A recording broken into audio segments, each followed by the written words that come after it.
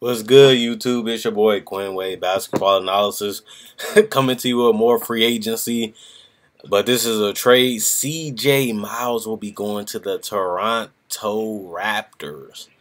In return, they'll be giving up one of my favorite players on the Toronto Raptors, Cory Joseph, a guy that don't need the ball to be effective, pick you up from 90 feet, plays with a lot of heart, plays with a lot of energy, got championship experience because he won one with the Spurs, knows his role, doesn't force up shots, knocks down the shots that he does take, doesn't really need to hold the ball. He can play within the system or run the offense and do what the coach asks him to do. At the same time, he can play aggressive, he can play conservative, and the dude can just flat out, he's a winner.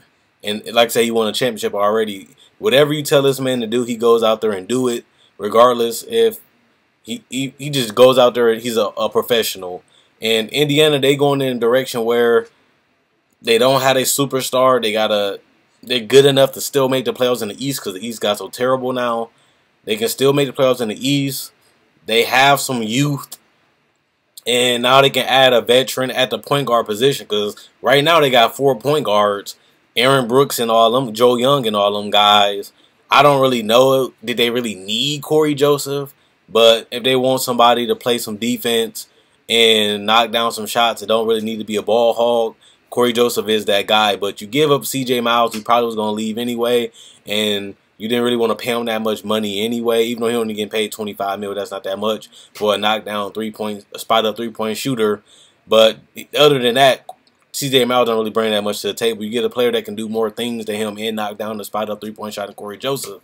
And you kind of do need a starting point guard because Aaron Brooks is older. He's 32, and he just don't have it like he used to. He don't suck. He's still an NBA player. I give him that much credit, but he's not really a starter, and he really doesn't play that much defense. And the other point guards that they have is Darren Collison. He's 29, but he's on a $10 million contract. So I'm trying to figure out what they're really trying to do because, like I said, you can play Aaron Brooks. Well, he's a free agent, I guess. You can start Darren Collison or Cory Joseph, and you still got players like Joe Young, Edmund Sumner, who can probably develop into decent point guards too. But now with Cory Joseph, they're going to cut off their playing time. So you're in a situation where you have to pick Darren Collison or Cory Joseph. Like I said, Darren Collison not the defender that Cory Joseph is, and he's a point guard that attacks more. Cory Joseph is one that runs the offense, but Cory Joseph only getting paid $6 million a year. You paying Darren Collison almost double because he's getting paid $10 million a year. So you was better off just trading for Cory Joseph in the first place and saving your $10 million cap space for somebody else. But instead, they signed Darren Collison first, then trade for Cory Joseph, which you could have just picked one or the other and saved $10 million or just, well, you wasn't probably going to keep CJ Miles anyway because you got to overpay for him. And like I said, Cory Joseph, he's not a shooting guard, but he can knock down the spot up 3 as well. So this roster, they got Oladipo probably going to start. They still got Glenn Robertson. They just picked up another guy I wanted to talk about that they picked up was Bojan. They got him on the steal.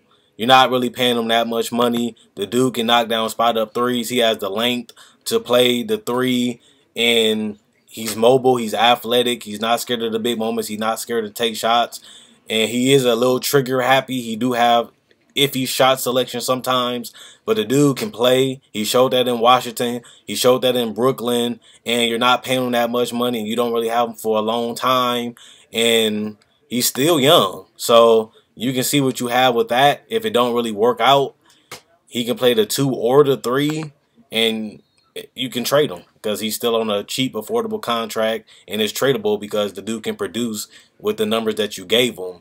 And like I said, he's a player that can play the 2 or the 3, which is very good.